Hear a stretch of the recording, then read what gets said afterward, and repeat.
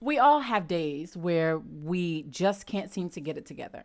You know the type, when the dishes are piled up, your inbox is overflowing, and you feel like a total failure. But guess what? It's going to be okay. I'm going to share with you my top 9 tips for getting back on track and feeling like you're on top of the world again. So stay tuned to this episode and let me help give you that little kick in the rear end that you need today.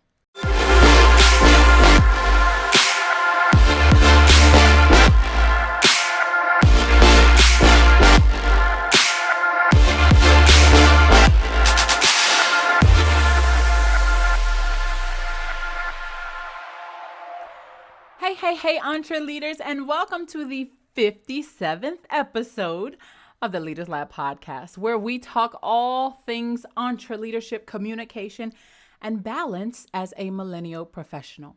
Today's episode is near and dear to my heart because what I'm sharing with you today are tips that I find myself having to revisit from time to time when I feel like I'm falling behind or getting off track.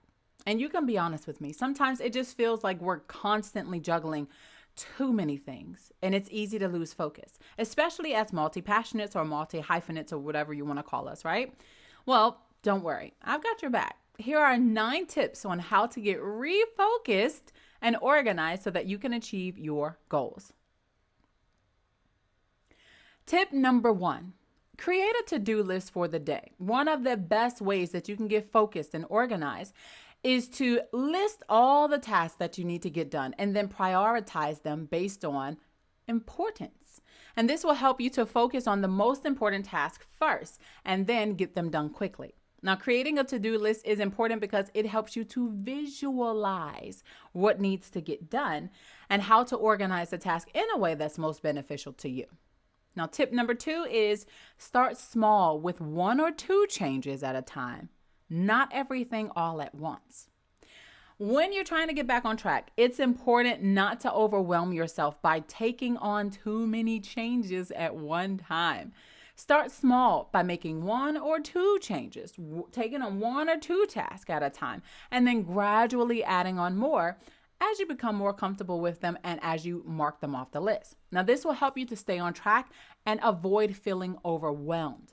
Now, I know how it is to write this monstrosity of a list and proudly believe that you'll complete it before calling it a night, just to get to the end of a day and realize that you haven't even scratched the surface.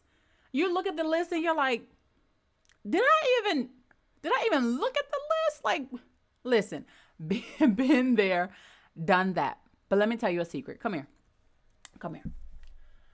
You're not going to do all of that stuff on the list, okay? Let me save you the headache and the frustration. You're not going to do all of that stuff on the list today, that day. That's why just hear my heart, because I'm telling you from personal experience. Choose 1 or 2 things from the list that you can complete in a timely manner so that you can create a win for yourself and you will feel good about what you've accomplished. Now, speaking of time management, setting a schedule is key to getting back on track, which brings me to tip number 3. Set a schedule. Once you've created your to-do list and prioritize your task, now it's time to set a schedule and determine when you're going to work on each task and how long you're going to work on them. Now, this will help you stay focused and get a task done in a timely manner so that you can move on to the next one. It's also important to be realistic with the amount of time that you're giving yourself to complete a task. Don't overcommit. I'm going to repeat that because this is one of my biggest challenges that I've been working on. Don't overcommit. You would be surprised at how much your girl tries to pile up in a day because I feel like I can get it done. In the morning, it's like, oh, I'm motivated. I'm going to get all of this done. I write down all my, all the things that I have to do, but really, somehow along the way, I get either distracted or I get overwhelmed and I don't get anything done. So be realistic with your time. One strategy that I've implemented to be more realistic about the time frame that it takes to complete a task is to set a specific goal for that day and then plan solely for completing that goal, which is actually tip number 4. So when you're planning your day, it's important to set a specific goal for that day. Don't focus on tomorrow. Don't focus on next week. Just focus on whatever you can accomplish that day. This means that you need to have a clear idea of what you want to get done and then plan accordingly. For example, if your goal is to write a blog post, or if your goal is to work on your content for the whole month, or, work on your sermon, or work on your thesis, or produce a podcast episode, then you need to figure out the amount of time it'll take, the best time of day to complete the task, and then block out that time in your day. Sometimes I think that we forget how important it is to find a time that works best for our minds to be the most productive. Personally, my optimal level of productivity depends on two things: the type of task that I'm doing and the time of day that I'm doing the task. Now, if the task has anything to do with things that can be described as left brain activities, such as writing or working on a project that has a specific deadline, then I'm more productive in the mornings, because I'm just let me go ahead and get it out the way, because I don't want to do it. So let me get it out the way. But if the task is more right brain activity, such as creating graphics, you see, if you're watching the video version of the podcast, you see me smiling because creativity, oh, I love it. Creating graphics or editing video or even cooking, then I can do this at any time, like day, morning, afternoon, evening, late at night, whenever, because I love working on creative projects. As a matter of fact, I'm about to tell on myself right now, I'm about to snitch on myself. I had to make myself stop creating just last night because it was almost 3 a.m. and I had been up since 6 a.m.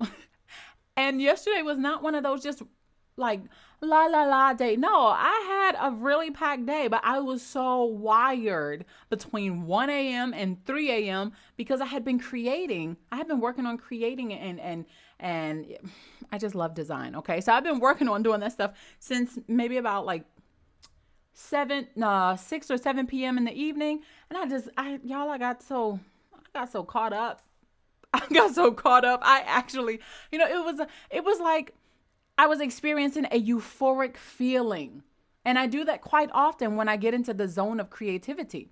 And so, but that's just me. And there's probably other creatives out there too. If you can relate to what I'm talking about, go ahead and let me know in the comments. But what's important is that we find times during the day that will work best for us and then plan accordingly. And so, yeah, I had to make myself go to bed. Like I had to turn off my iPad. I was like, Charity, no more designing. No, put it away, turn it off, go to bed. And you might find yourself doing that too when you find that sweet spot, like that time of day or that specific task that you love to do so much that it's hard for you to stop working. Okay, on to tip number 5. So number 5 is put on your favorite playlist before you get started with your task. Now, this one is a no-brainer. Listening to your favorite music while you work might help you get into the mood and finish that task much quicker. It's also a fantastic method to drown out any distractions that may be going on around you. This is especially beneficial if you work from home, as I do. I have I don't know what kind of kids my neighbors have. I'm just being honest with y'all. I don't know what type of children they have. But these children don't like to play outside nor play inside their home. They like to play smack dab in the middle of the hallway. I mean, it's a whole hallway where people live behind the doors and the hallway. And so the kids, they like to run up and down the hall. And I mean, it's different if it's like laughing, ha ha ha, like stuff like that a little bit. I mean, even that's annoying a bit. But I mean, these are the type of kids that just sit out in the hallway and scream and yell and cry, have temper tantrums. I lie to you not. That's what these children do. So I drown them out with music or with Netflix or whatever it is that I have on at the time. And I realize that there's, some of you might be like, I can't deal with the noise and work. You might need utter silence, and that's okay. If you need utter silence in order to focus, that's perfectly fine. Do what works best for you. Experiment a little and find out what helps you get the job done. Now, if music with words distracts you, like for me, when I'm doing those left brain activities where I'm typing and writing and all of those things like that, I can't listen to music with words because it's a distraction, and it's already a distraction with something that I'm struggling to do. So what I do is, try some instrumental music. One tool that I discovered last year that I am absolutely obsessed with, and that's the truth. I had to think about it for a moment. I'm obsessed with it. It's called Pomodoro. I use the free version, and it's been a game changer for me during those times when I am working on left brain activities. I'll include a link in the show notes in the description box below if you want to check it out, but I absolutely love it. It has all sorts of white noise, different types. You have nature, you have birds chirping, you have waves crashing up against the rocks, on a beach. It's just so many different things. And so it has all sorts of this type of white noise and different types of music to help you get in the productivity zone. You can also set, this is one of the features that I really like. You can set a timer, a certain amount of time for you to work, for example, like 25 minutes. And then depending on the alert sound that you chose, maybe you wanted a cuckoo clock, or you want like a ding or a doorbell, or an alarm or a bullhorn. You can choose all of those things. That sound will play when it's time for you to take a break. So you're not just sitting hours and hours and hours on end, working, messing up your back, messing up your posture.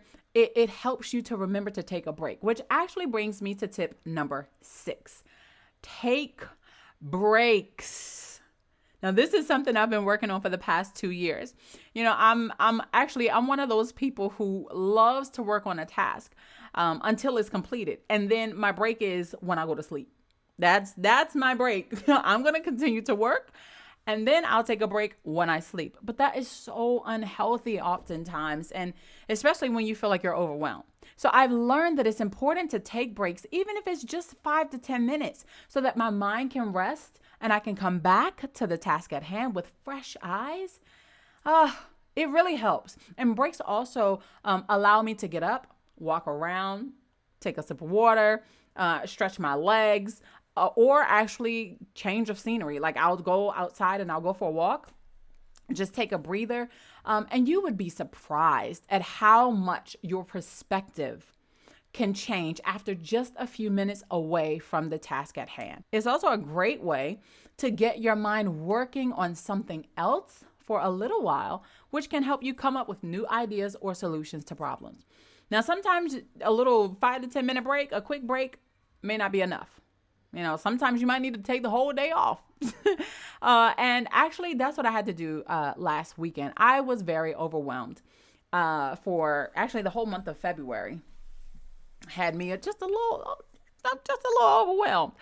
And you know what? My day off, it was glorious. I put my computer and my iPad away, and I watched some Netflix, and I just relaxed. I relaxed, and it was exactly what I needed. And it allowed me to come back to work refreshed and with a renewed mind. Now, this is what we call taking a mental health day, which is actually tip number 7. Take a mental health day and do something that you enjoy. As I just mentioned, this past weekend, I took a mental health day, and it's a great way to take a break from work and just relax. But it's not just for times when you're feeling overwhelmed. It's actually beneficial to do this on a regular basis, maybe once a month or every other month. It just allows you to step away from your work and recharge so that when you do come back, you're fresh and you're ready to go. Now, the key is to make sure that when you take a mental health day, you actually do something that you enjoy. This could be anything from reading a book, taking a walk outside, going to the spa, getting a fresh manicure or pedicure, watching your favorite show, watching your favorite movie, taking a nap, or honestly, just spending time with friends and family. The possibilities are endless, but just make sure that you don't spend your day off stressing about work. That defeats the entire purpose. Now, my mental health days usually involve some kind of comedy or action movie, or even better, a comedic action movie, which is my favorite genre. I just had, I told you I just had that mental health day, and it was filled with laughter. I mean, the kind of laughter that causes you to lose your breath. Like your whole facial expression says something is coming out. Like she's laughing, but there's no breath, there's no sound, nothing coming out, and your side is hurting. I mean, because you laughed, I had that. And it was exactly what I needed to help me remember the kind of person that I am. I am a lively, fun, and inspired woman who loves to see other people happy. I diligently work with God to receive the promises assigned to my purpose. And I absolutely deserve to see my dreams and my goals happen in this lifetime while I still have breath in my life, while my parents are still alive, while my family is still here, while we still have this bond. And that, I don't know if I want to call it a revelation. That reminder, it was a reminder, not a revelation, because I knew about that before, but I just needed a reminder. Sometimes it's not about having a revelation. You already have the revelation. It's just that life comes and happens and throws you off track so much that you just need to be reminded of who you are and whose you are and why you are here. Honey, all of that reminding came from just one mental health day. And it set me back on track after having felt like I'd fallen behind in my personal, physical, and even my psychological goals. Now, before I move on to the 8th tip, I want to know, what has been your biggest challenge when it comes to getting back on track? Let me know in the comments below, or if you're listening to the audio version, you can send me an email to theleaderslab@drcharitytv.com. Okay, so we're almost done. We have only 2 tips left. And if you're getting some value from this episode, please hit that like button and share it with your friends and family on social media. The more people that we can help get back on track, the better. All right, so if you're ready for tip number 8, let's go. Find someone to hold you accountable. Oh, I just said a cuss word. Accountability. One of the best ways to stay on track is to find someone who can hold you accountable. This could be family, it could be a friend, it could be a colleague, or anyone that you trust. Anyone that you can trust. Basically, it's someone who will remind you of your goals and help keep you on track. When it comes to my own personal goals, I have a few people who I rely on for this. Now, obviously, who you share your goals with is important, as you don't want to share them with someone who will sabotage your efforts, or, they really don't have your best interests in mind. But if you can find someone who is supportive and they want to see you succeed, then that's a great ally to have in your corner. Now, I also like to use my accountability partners for other things like working out or eating healthy. And this is because I know that if I don't do what I say I'm going to do, they're going to call me out on it, okay? They're going to be all over me, and that's the last thing that I want. I don't want to hear that nagging. I don't want to hear that, oh, I thought you said you was going to do this.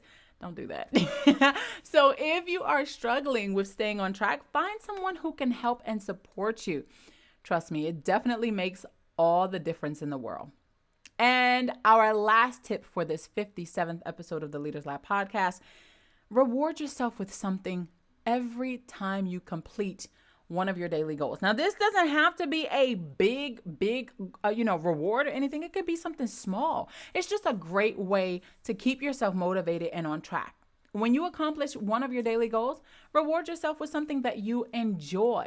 For example, a piece of chocolate, or going out to lunch with a friend, or if you're like me, going out to lunch by yourself so you can write a review for your travel brand. Whatever it is you like doing. Do something. I also like to do this for like my larger goals as well. For example, if I'm working on a goal that involves like losing weight, or, being my best self, exercising again, I will reward myself with either a new outfit, which I don't need to do that anymore because my closet I'm becoming a minimalist now. So I like wearing certain colors. And I just buy stuff in those colors. Like that's all I basically do. But I try not to buy too much, because minimalism is about having less and not more. Or I might buy like a new gadget or something like that. Or I'll get me a Pandora charm, which you can see this bracelet is almost full. But it's once I've hit my target. The key is to make sure that your rewards are something you actually look forward to, and that they're not things that would sabotage your efforts, all your hard work that you've worked for. Now, some examples of rewards that you can use for hitting your professional goals include taking a day off to relax, going out for dinner or lunch with friends or family, buying yourself that new book that you've been eyeballing that new book for a while, or even taking a weekend getaway. I haven't had a weekend getaway since 2021, since Christmas. And even then I was still working, but since Christmas.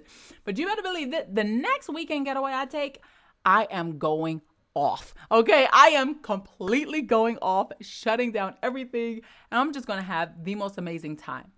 Because when you work hard at trying to make sure that you stay on track, you deserve the rewards that come from it. Listen, getting back on track, it can be tough. I'm not going to lie to you.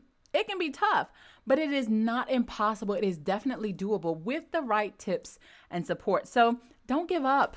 Use these 9 tips to get back on track and start reaching your goals. Don't forget to subscribe to the audio version of the Leaders Lab podcast. You can find us on Apple Podcasts, Google Play, Spotify, and please make sure you download today's episode. You are going to need this episode again in the future. So just go ahead and download it and then rate and comment and also share. And if you are not subscribed to my YouTube channel, please make sure you do so you can subscribe to the playlist of the Leaders Lab podcast. Every single Wednesday, we upload a new video, and we want to make sure that we can continue reaching millennial leaders all across the globe.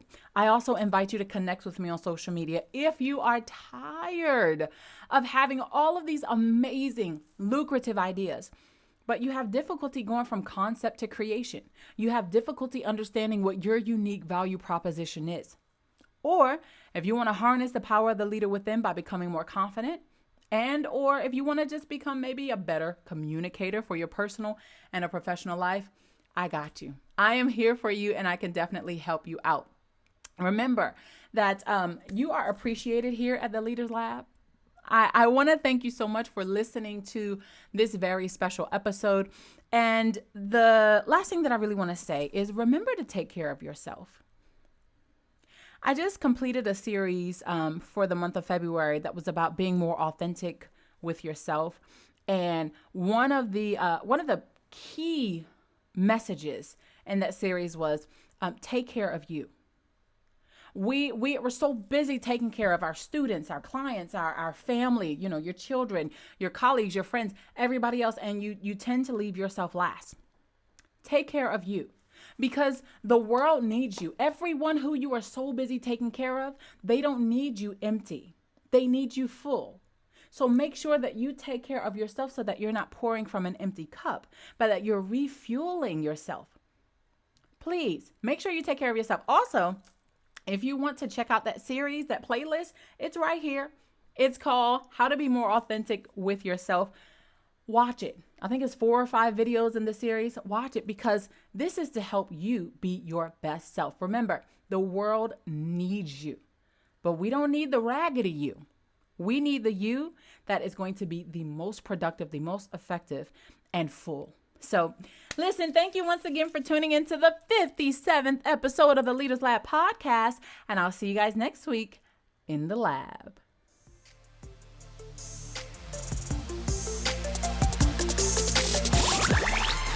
Thank you for listening to the Leaders Lab podcast.